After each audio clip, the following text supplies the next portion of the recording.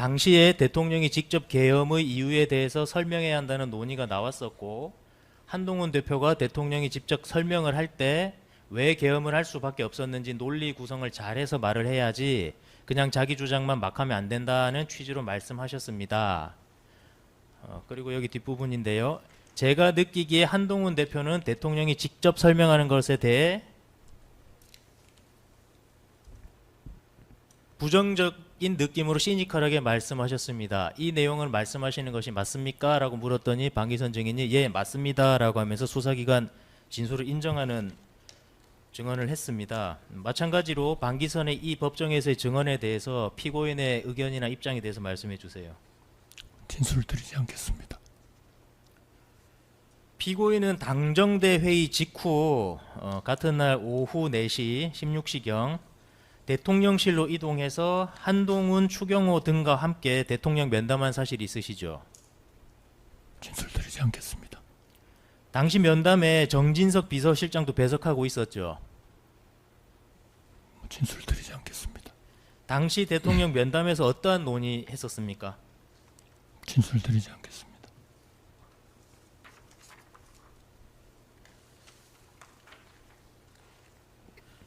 증거 순번 9번 정진석 진술 조서 중 579쪽 14행부터 18행까지 우선 제시하겠습니다.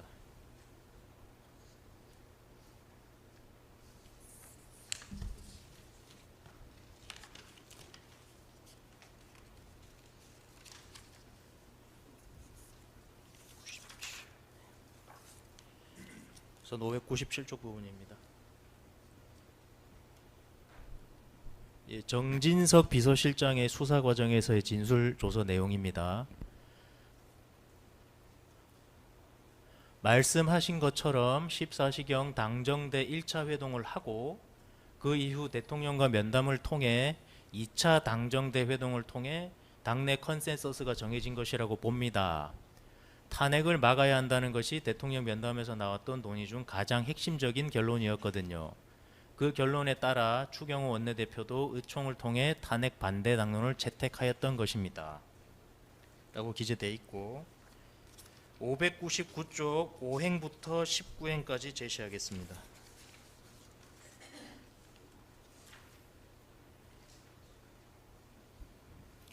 예, 검사의 질문 먼저입니다. 결국 위 당정대 회의에서 논의된 내용을 이후 대통령과의 면담에서 논의하고 대통령도 이를 받아들임으로써 결국 위 당정대 회의에서 논의된 내용들이 대부분 실행된 것으로 보이는데 어떤가요?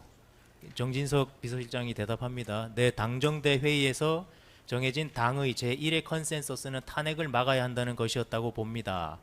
그에 따라 추경호 원내대표도 돌아가서 바로 탄핵 반대를 당론으로 채택되게 하였던 것이고요. 2024년 12월 7일 오전경 대통령이 사과 담화문을 발표한 것이 있는데 그것은 한동훈 대표 쪽에서 작성해 준 것을 대통령이 그대로 읽은 것으로 알고 있습니다. 그것 때문인지 12월 7일 1차 탄핵 소추안 발의는 부결되었습니다.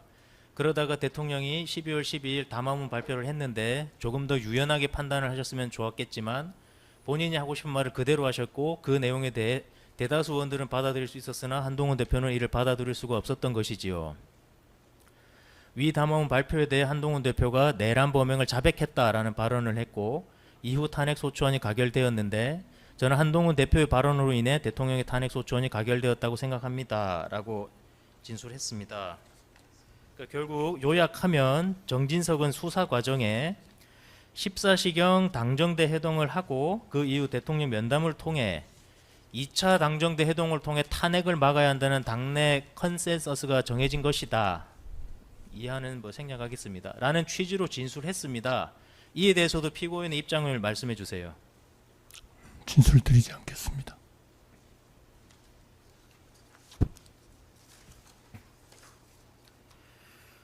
16항입니다. 피고인은 2024년 12월 26일 국회가 조한창, 정계선, 마은혁입니다. 옥입니다. 마은혁에 대한 헌법재판관 선출안을 통과시키기 전에 대국민 담화를 통해서 여야의 합의가 있을 때까지 국회가 선출하는 헌법재판관을 임명하지 않겠다라는 취지의 입장 밝히셨었죠. 임명하지 않겠다는 데 역점이 있는 것이 아니고 여야가 합의를 하면 즉각 임명하겠다는 데 역점이 있는 겁니다. 그동안에 쭉 특검에서도 그 거부를 했다 이렇게 말씀을 하셨습니다만 제가 한 그 진위는 여야 정치인들이 과거에도 훌륭한 일들을 하셨기 때문에 그 훌륭한 타협 능력을 발휘해서 하나의 그 합의를 이룸으로써 국민들이 걱정하고 국민들을 갈등을 초래하고 있는 그러한 내용을 해결하는 그러한 역할을 충분히 하셔야 되고 또 하시지 않으면 안 되는 그러한 그 상황이다라는 말씀을 드리려고 호소를 드린 겁니다. 피고인이 당시 여야의 합의가 없었다고 판단하신 근거는 뭡니까? 그동안의 특검에서 여러 번 그 명단을 제출했고 특검을 구성을 했으니까 합의를 한 거 아니냐. 그러나 우리 과거에 예에서 보듯이 이 헌법재판관은 한 번도 여야 간에 투표를 통한 합의를 투표에 참여해서 투표를 통해서 결론을 내지 않은 적이 없었습니다. 최악의 경우에도요.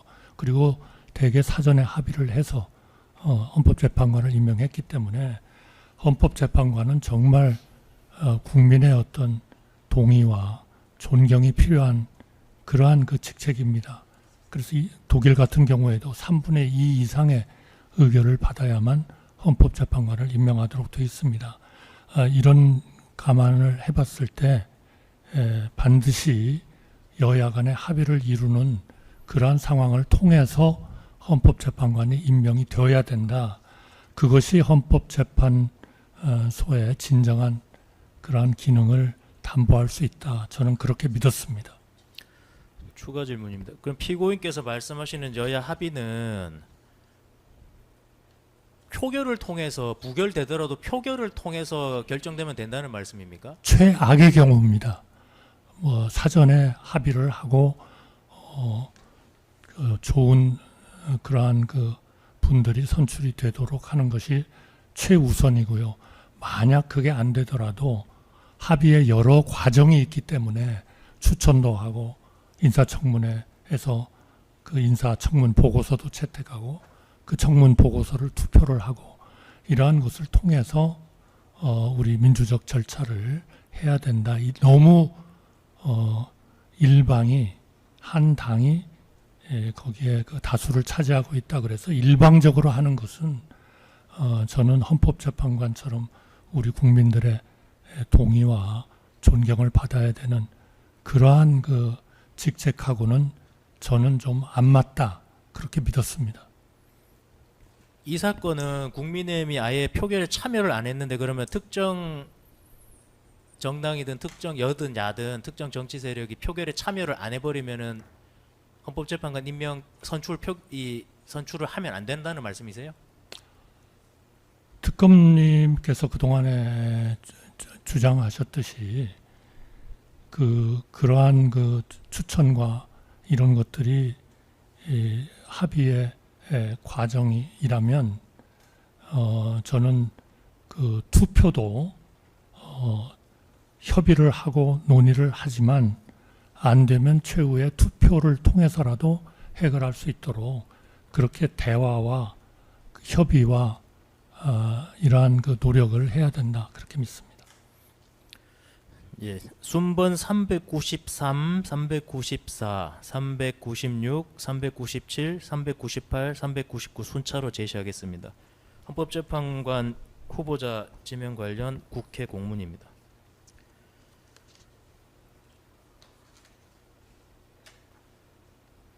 예, 여기 보시면은 뭐 많이 보셨던 겁니다. 여기 공문에 따르면 2024년 12월 9일 더불어민주당은 정계선 마은혁을, 같은 날 국민의힘은 조한창을 헌법재판관 후보자로 추천했습니다.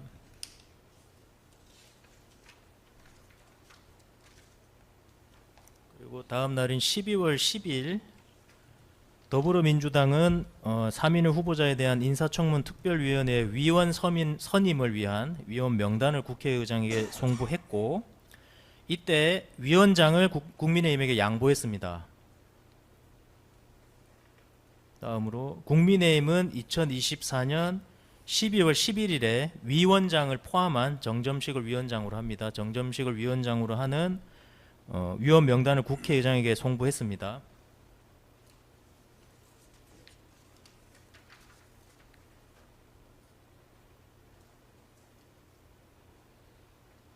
그리고 같은 날 국회의장은 국민의힘의 뜻대로 정점식을 위원장으로 선임하는 등 국민의힘이 주장했던 소속 위원들을 인사청문 특별위원회 위원으로 선임하였습니다.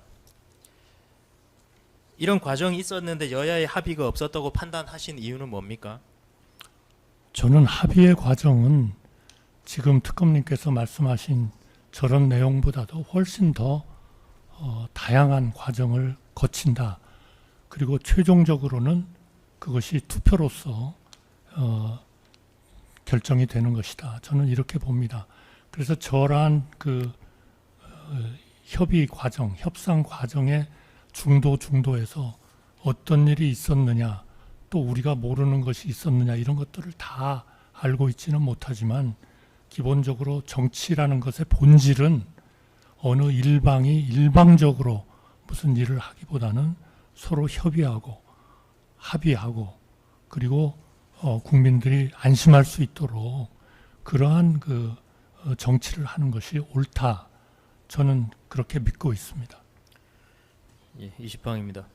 피고인이 국회가 선출한 헌법재판관을 임명하지 않은 것은 12월 4일 당정대 회의 이후 형성된 윤석열 탄핵 반대 당론에 따른 것이지요.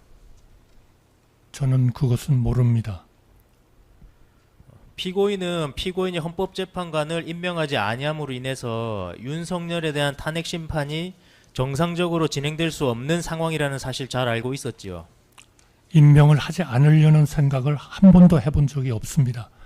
그래서 여야가 합의하시면 즉시 헌법재판관을 임명하겠다는 것을 제가 직접 그 담화문에 써 넣습니다.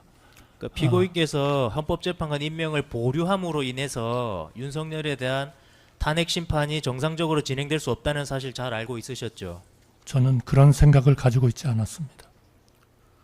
피고인이 아시기에 이미 국회가 3인의 헌법재판관을 선출했는데 이를 취소하거나 번복할 수 있는 절차나 방법이 있습니까?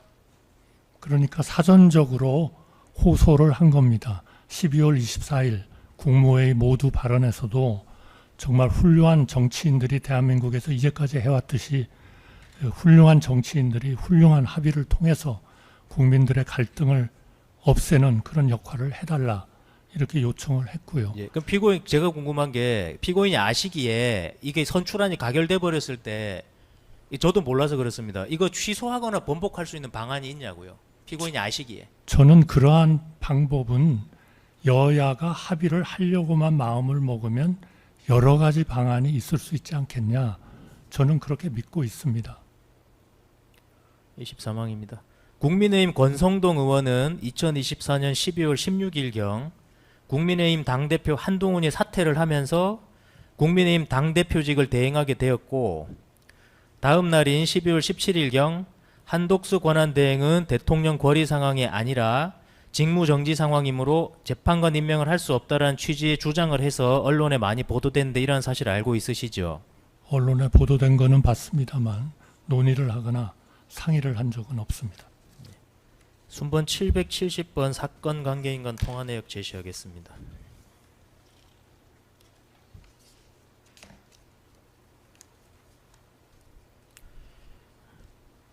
어, 12월 26일 부분입니다.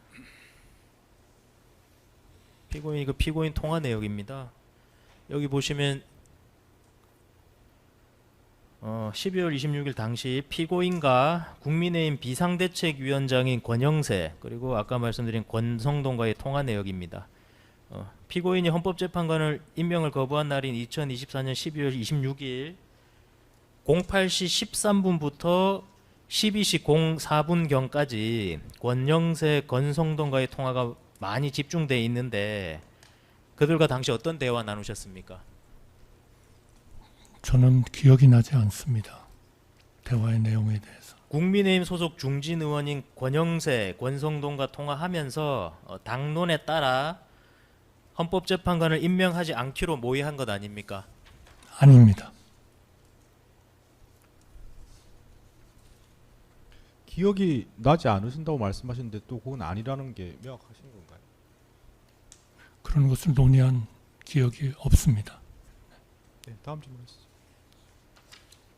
예, 제가 제시가 잘렸는데 여기 이제 직전인 오후 12시와 12시 02분에도 통화한 내용입니다.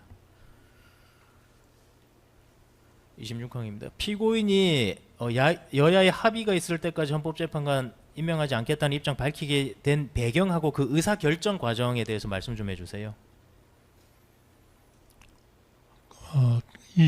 12월 24일 날 국무회의 모두 발언에서 얘기한 것도 여야가 정말 합의를 이루어 달라 하는 그러한 그 정치인들의 이름까지 거명해 가면서 호소를 했고요. 12월 26일은 아마 아침에 그 오후에 그 청문 보고서가 채택이 되면 즉각 임명하지 않으면 탄핵을 하겠다라는 그런 얘기가 나왔던 것 같습니다. 그래서 다시 한번 그 우리 정치권에 투표를 앞두고 호소를 하는 그러한 그 이유로 한 것입니다. 당시 대통령 비서실장 정진석, 민정수석 김주현 또는 법제처장 이완규와 헌법재판관 임명 여부 관련 사항 상의하신 사실이 있습니까? 이러한 그 구체적인 사안을 놓고 얘기한 적은 없습니다. 그러니까 헌법재판관 임명 관련해서 제가 말씀드린 분들이랑 상의하신 적 있습니까? 일반적인 이론적인 것에 대해서는 아마 법제처나 이런 여러분들의 의견을 들었을 것 같지만 이 세 분에 대해서 어떻게 하느냐 하는 것을 논의한 것은 없습니다. 그것은 저의 결정입니다.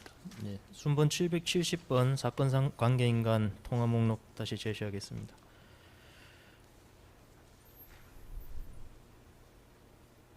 (2024년 12월 25일경) 12월 25일 16시 31분경 정진석이 피고인에게 이제 장문 문자 메시지를 보냈고 피고인이 이에 대해서 답신한 것으로 확인되는데 당시 정진석과 어떤 대화 나눴습니까?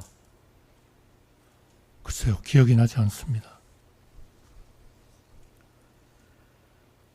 헌법재판소가 인원 부족으로 정상적 운영이 되지 않으면 각종 법령의 위헌 여부에 대한 판단, 기본권을 침해당한 국민의 권리 구제 등에 심각한 피해가 발생하는 건 사실이죠.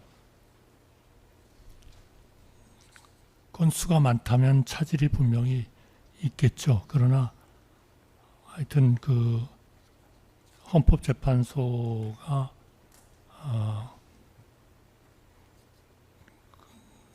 효력 정지 가처분인가요? 뭐 이런 걸 통해서 일단 심의는 할 수 있도록